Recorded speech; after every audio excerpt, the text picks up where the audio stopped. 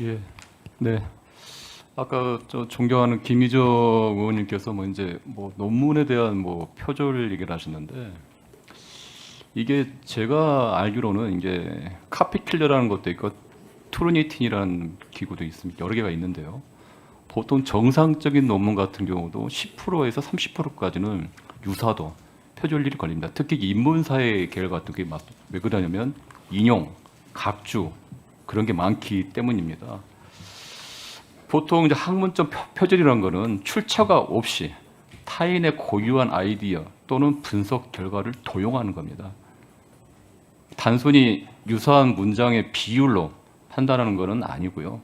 특히 제가 보기에는 저기 후보님 거를 한번 개인적으로 봤는데 그 정도 비율은 이것도 조건을 어느 정도 유금절이냐, 사음절 기준이냐, 팔음절 기준에 따라서 이 표절률이 나오는 결과가 다릅니다. 특히 제가 보기에는 아까 제가 자료를 좀 봤는데 후보 논문 같은 경우는 각주, 참고, 인용, 주석이 많습니다. 그리고 이제 제일 중요한 거는 해당 대학 칭화대에서 어떤 기준과 심층적인 판단으로 이러한 학술적인 문제에 대해서 정확하게 권위적으로 판정을 했냐는 건데 후보님, 네. 그 대학교 뭐 판정할 때 뭐 표절이라는 판정 또 CNK 뭐 이런 그 검증 프로그램을 대학 내에서 돌렸을 거고 또 교수위원회에서도 심사를 했을 텐데 뭐 그런 얘기가 있었나요? 전혀 없었습니다. 전혀 없었죠. 아까 말씀드렸듯이 그 접근, 네. 예예예. 말씀하십시오. 예, 접근과 결론에 있어서 굉장히 도전적인 문제 제기였고 좀 색다른 결론이었다 이런 말씀을 들었고요. 그럼에도 불구하고 아까 김희정 의원님께서 그런 인용에 있어서의 완성도가 더 높았으면 좋겠다는 말씀을 주신 것에 대해서 감사드리고 제가 개인적으로 돌려보니까 다른 데서는 20% 정도대의 비율이 나오는 것도 맞습니다. 있어서 네. 그 정도 프로그램마다 좀 다른 것 같다 하는 것도 참고로 말씀드립니다. 제가 돌려보니까 20% 10% 후반에서 20% 초반으로 나오더라고요. 이게 그냥 조건이 다르고요. 보통 15%에서 30%까지는 정상적인 논문이라고 판단하는 게 여기 이제 학계에서는 그거고요. 그리고 중요한 거는 이러한 게 탈북자 인권 문제라는 논문 취지입니다. 이게 본질을 봐야지 항상 그 겉다리를 언급함으로써 이렇게 하는 거는 좀 아닌 것 같고요. 청문회에서. 특히 이제 후보 같은 경우는 이제 외국인 학생이라서 칭화대 같은 경우는 외국인 뭐 북미나 유럽에서 온 학생들이 많았기 때문에 영문으로 본문을 보니까 92%가 영문이고요. 8%가 중국어입니다. 그 이제 문제가 됐던 그 도북자라는 것도 영어로 North Korean Defector, 한국말로 북한 이탈 주민, 짧게는 탈북자입니다. 그런데 중국에서 혼용돼서 쓰는 단어 중에 하나가 도북자입니다. 도북자. 그 영어를 아마 이제 번역하는 과정에서 아마 썼던 것 같습니다. 그 당시에 아마 그런 단어를 많이 썼던 것 같고요.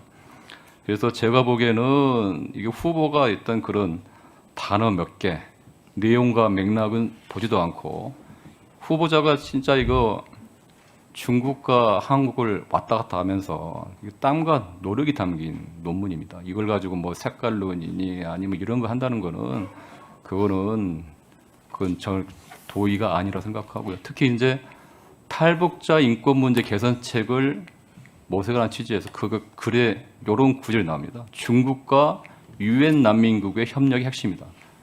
그리고 경제적 문제로 자국을 떠난 사람 탈북자에 대해서 난민지위를 부여된다. 탈북민 보호를 주장하고 있습니다. 그 내용에. 그래서 전혀 하여튼 일부 언론이나 일부 그 위원님들이 말씀한 그런 탈북자 비하나 그런 내용은 전혀 없다는 거 다시 한번 강조를 하고요. 우리나라 같은 경우도 탈북자에 대해서 귀순자, 북한 이탈 중민 이런 식으로 다양한 표현을 써왔습니다. 시대에 따라서 다른 거고요. 그래서 더 이상 이런 문제 가지고 논란을 더 이상 안 했으면 좋겠습니다. 다른 질문하겠습니다. 그 윤석열 정권 3년 동안의 실패, 구체적으로 후보가 보시기에는 여러 가지 원인이 있는데 특히 제2의 IMF를 위기라 할 정도로 상당히 경제가 망가졌는데 구체적으로 원인이 뭐라고 보십니까, 후보께서는?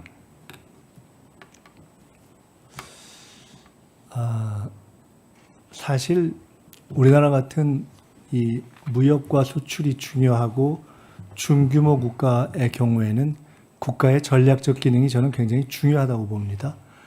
산업화 과정에서 박정희 대통령이 그랬고, IMF 극복 과정에서 김대중 대통령이 그랬고, 그 한미 FTA 구축 과정에서 노무현 대통령이 그랬고, 사실은 국가가 전략을 어떻게 설정하느냐가 매우 중요합니다. 경우는 다르지만 노태우 대통령이 북방국가 전략을 쓴 것도 크게 보면 당시 경제 전략에 영향을 미쳤다고 봅니다. 그런 점에서 본다면 윤석열 정권 또는 윤석열 대통령은 그런 의미에서의 경제를 살리는 국가 전략 내지는 집중력 또는 경제에 집중하려는 실질적인 대통령으로서의 행보, 이런 것은 찾기가 참 쉽지 않고 좋은 평가를 하기가 참 어렵기 때문에 일단 대통령제 국가에서 대통령이 일을 안 하는데 어떻게 하겠습니까? 네. 그래서 거기서 모든 아쉬운 점이 있다. 그런 과정에서 또 우리 경제도 참 어렵고, 그런데 누구도 이것을 내놓고 역동성을 가지고 살리도록 풀어나가는 그런 구심이 형성 안 된 채 지난 3년, 가장 어려운 3년, 가장 중요한 3년이 지나간 것이 우리로서는 뼈아프고, 그러나 그렇기 때문에 지금이라도 집중해야 한다, 이렇게 생각합니다. 저는 이제 후보가 가는 이 강점이 이제 많다고 생각합니다. 국제적인 감각, 그 전략적인 판단, 그리고 통합 능력, 그리고 소통 능력, 그리고 약자에 대한 공감 능력. 그 중에서 가장 중요한 건 제가 보면 위관리 능력이 좀 많다고 좀 봅니다. 후보께서요. 새로운 국무총리는 그 이재명 대통령의 국정 파트너로서 국가도 통합하고 위기를 관리할 준비된 리더십이 필요합니다. 제가 이제 후보의 이제 경력을 보다 보면 세 가지를 이제 볼 수 있을 것 같아요. IMF 외환위기 국복, 두 번째는 코로나 위기 국복, 세 번째는 불법 계엄 저지입니다. 첫 번째 IMF 외환위기 극복. 1997년대 97년 그 김대중 대통령 비서실장으로 있으면서 초선에도 불구하고 IMF 비상경제대책위원회 대변인으로 활동하면서 IMF 극복하는데 결정적인 역할을 했습니다. 또 그 당시 국정조사 특위에도 참여를 해서 그러한 경험들이 아마 지금 민생위기, 제2의 IMF 위기를 극복하는데 큰 자산이 될 거라 생각하고요. 두 번째가 2020년부터 2023년까지 국회 보건복지위원장 있을 때 코로나가 있었습니다. 백신 공급 문제로 상당히 어려울 때 정부 청와대와 협의를 해가지고 사회적 거리두기 그리고 전국민 재난지원금을 필요성을 제일 먼저 주장한 걸로 알고 있습니다. 그리고 K 방역을 성공하고 그리고 WHO 글로벌 바이오 인력 양성 허브 이슈를 선도했습니다. 세 번째는 불법 계엄 저지입니다. 2024년 8월 17일 아마 대부분 사람들은 그 당시 국방위에서 후보께서 계엄이 있다는 것을 말할 때 다 저 본 의원도 좀 이해를 못했습니다. 근데 그게 통찰력입니다. 정치적 통찰력 보는데 국방장관 교체는 국지전, 북풍 조성을 통한 계엄령 준비작전이라고 최초로 공론화했습니다. 그리고 9월 달에는 계엄법 개정안을 대표 발의했습니다. 그리고 아까 후보께서 말씀하셨듯이 1985년 미문헌 점거 농성이 2025년 빛의 혁명으로 이어진 것입니다. 저는 후보가 그동안 18년 동안은 그간 겪은 고초와 역경 그런 것이 결국은 준비된 리더십, 내공, 통찰력이라고 전문입니다. 그 책속에 보면 이런 구절이 나옵니다. 정치인 이재명과 김대중의 삶이 닮았다. 지독한 개인의 고난의 개인사에서 쌓인 내공이 국가의 어려움 극복에 절묘한 자산이 됐다. 저는 이 구절이 김민석 후보에게도 정확하게 적용이 된다고 좀 생각합니다. 저는 하여튼 뭐 후보께서 제2의 IMF라고 이렇게 규정했을 때 IMF를 경험하고 그러한 자산이 아마 총리가 되시면 큰 역할이 되실 거라 생각하고요. 향후에 아마 후보자로 이제 후보자가 이제 국무총리가 되시면 이 제2의 IMF 대해서 어떤 강으로 이제 대비를 하고 뭐 구체적인 계획이나.